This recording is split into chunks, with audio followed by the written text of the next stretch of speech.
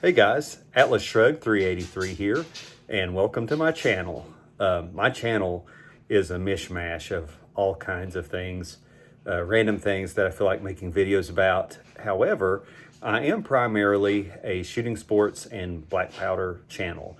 That is kind of a niche part of the firearms world, and something I particularly enjoy. I have a pretty extensive collection of black powder firearms, especially cap and ball type firearms. I'm very interested in the Civil War period and Civil War technology, Civil War firearms.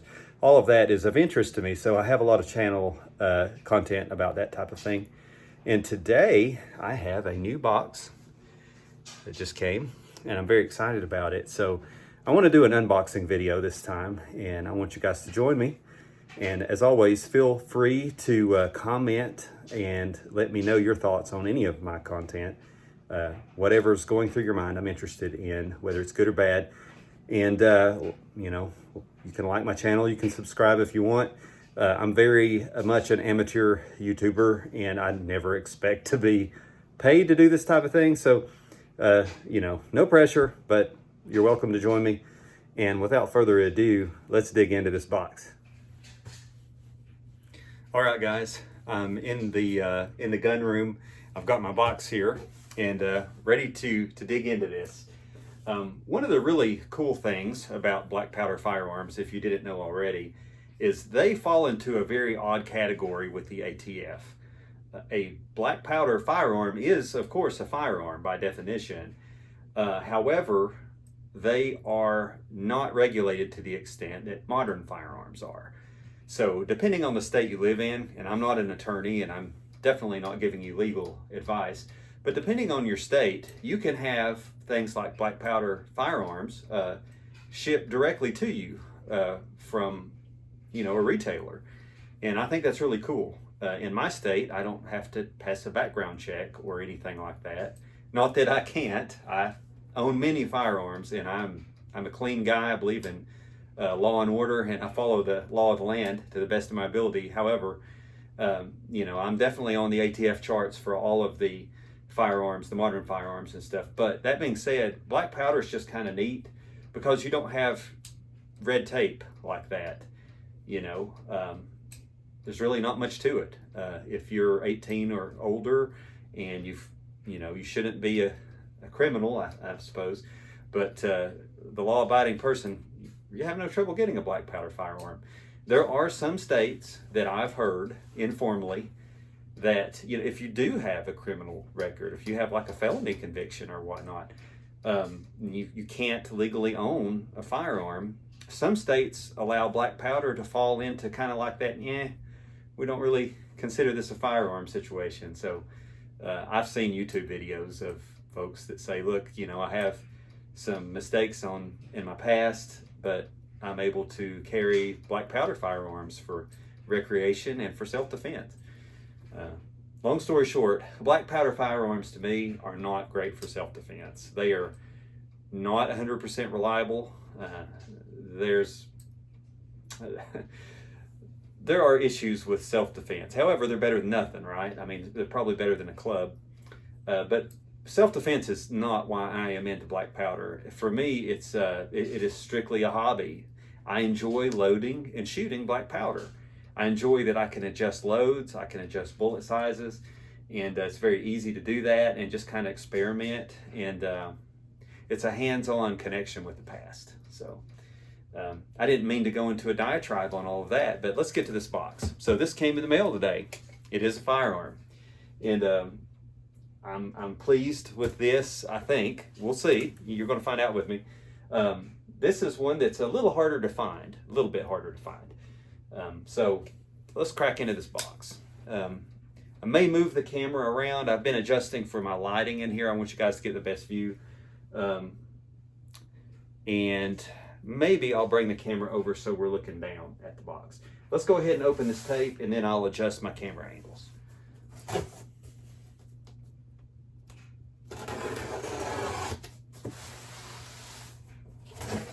All right.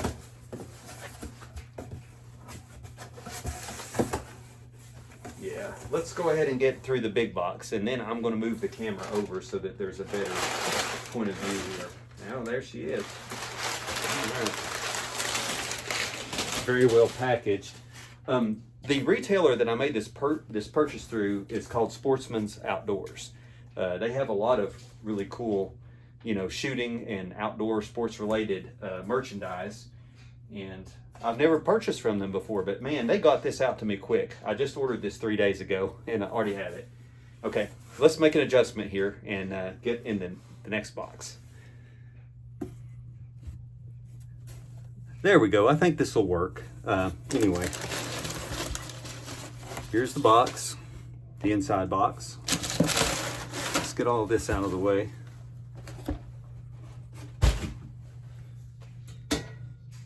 All right. So as you might guess, this is a cap and ball gun, cap and ball revolver.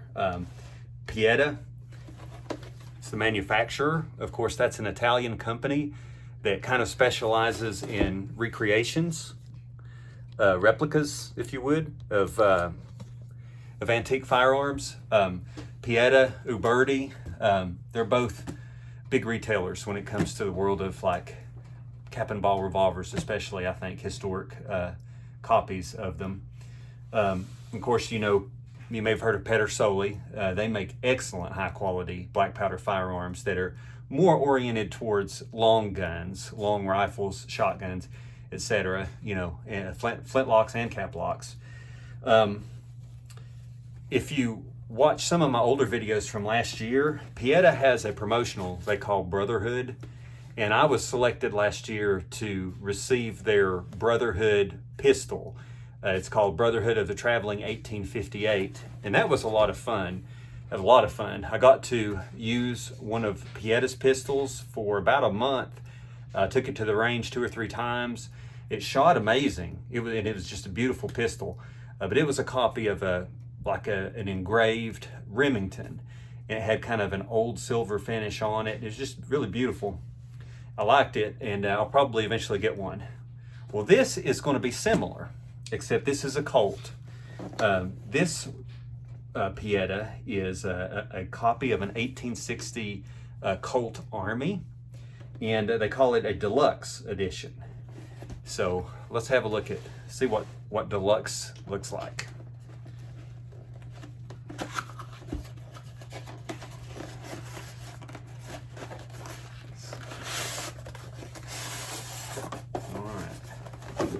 Cool. So we've got, a couple of manuals, loading and cleaning instructions, safety instructions.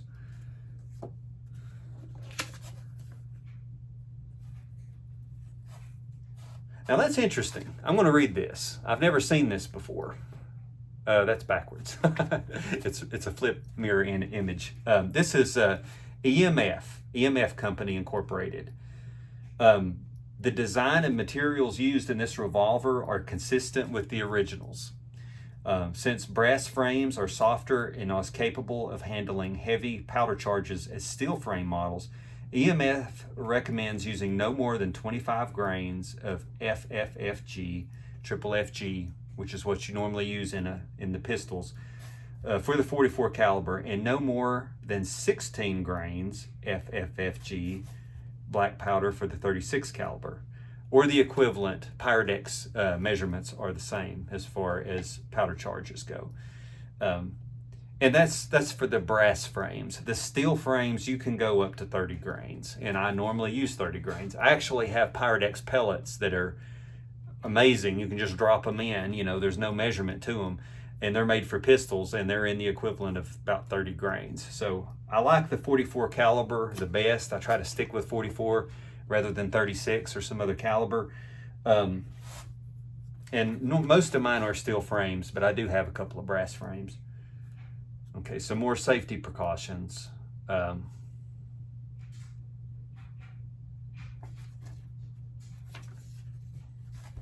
Here's a Brotherhood. I know all of that's backwards.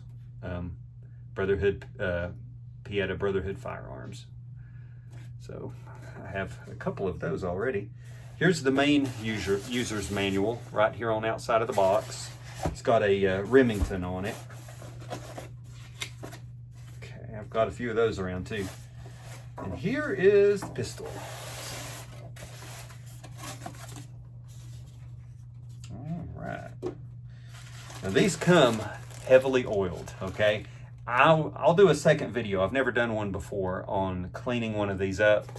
They come in a bag. And boy, are they oily. They are just soaked with shipping oil. And you don't want to leave this on here. That is a problem. It collects moisture. Well, it's designed to prevent rust. However, it collects dirt. It can trap moisture in it. And you don't want to shoot it all greased up like this. So I think I'll do another video later on cleaning this one up before I shoot it. Here. All right. Oh yeah, that's beautiful. Okay. Oh yeah, look at all that oil. Man. Grab a towel here. I'll get this thing cleaned up later. Really good. All right, there she is. 1860 Army. It's 44 caliber. And what makes this one a deluxe edition is you'll see that the frame, the hammer, and the loading lever. These are in an old, they call it old nickel or old silver finish. I think they call it old silver actually.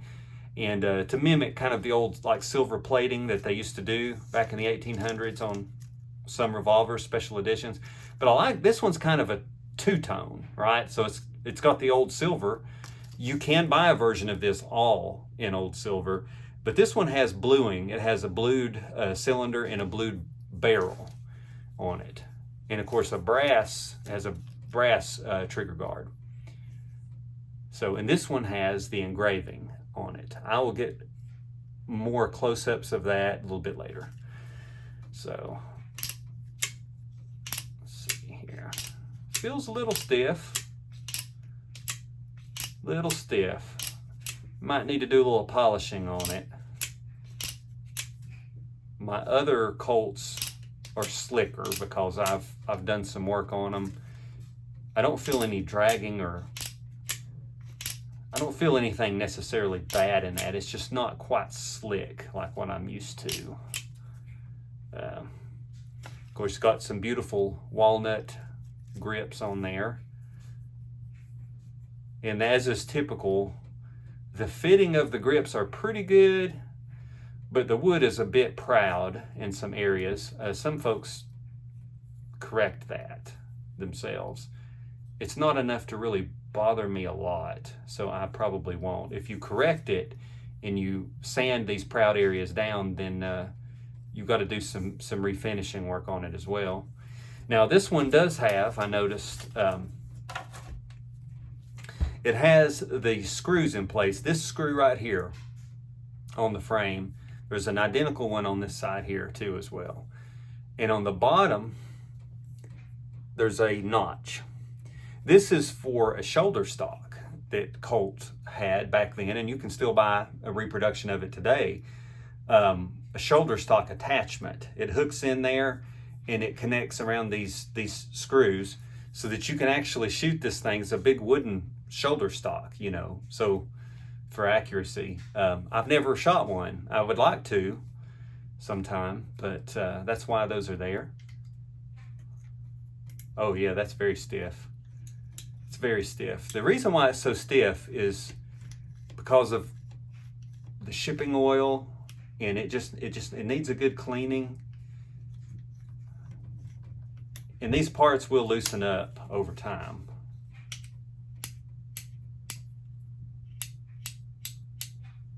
Usually the wedge. So, you know, to disassemble one of these Colts, there's a wedge right here.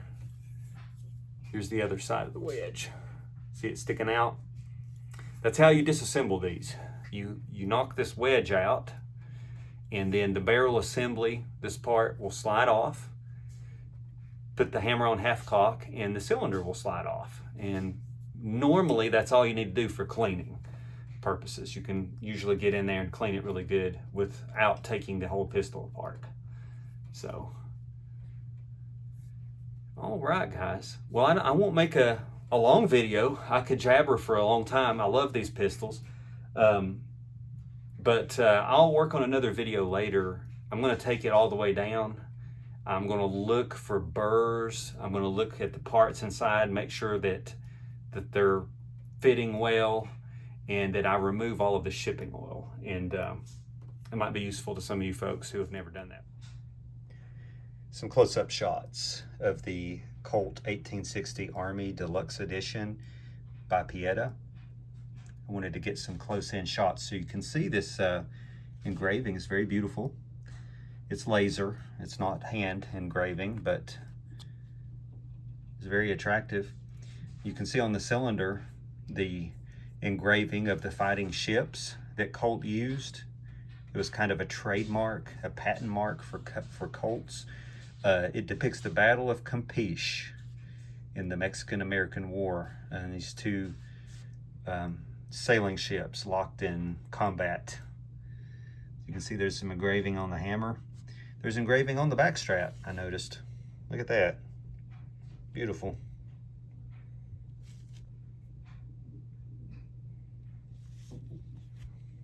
Let's get a little bit of that.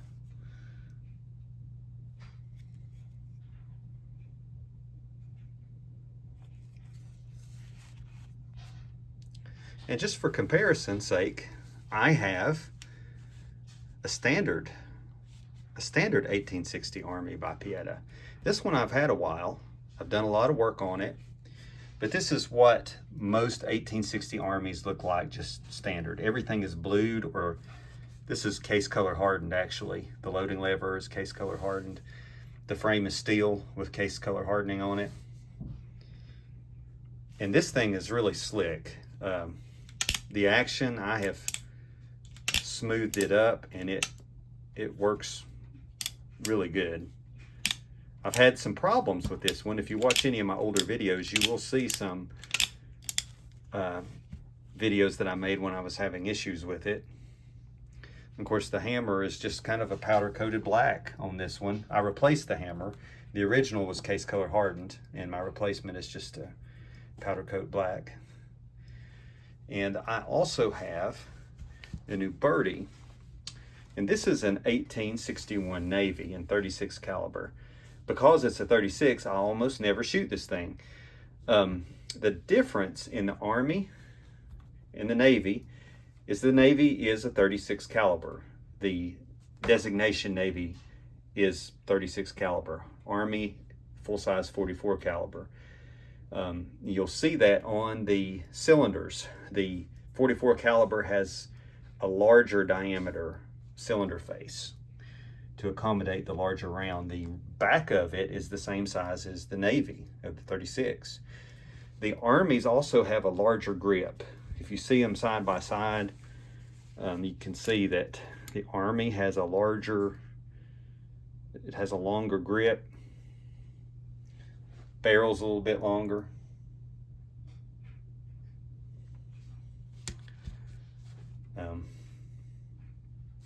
I've had this one a while. I just haven't shot it a lot because, again, it's a 36, and most of my accessories, everything I use is for the 44 caliber. But I can't believe how much stiffer this one is. It's just stiffer, but it shouldn't be after I work on it a bit. I've got aftermarket cones for this one as well, for the percussion caps. I got some that will better accommodate like a number 11 style cap. They are straighter, the caps go on better.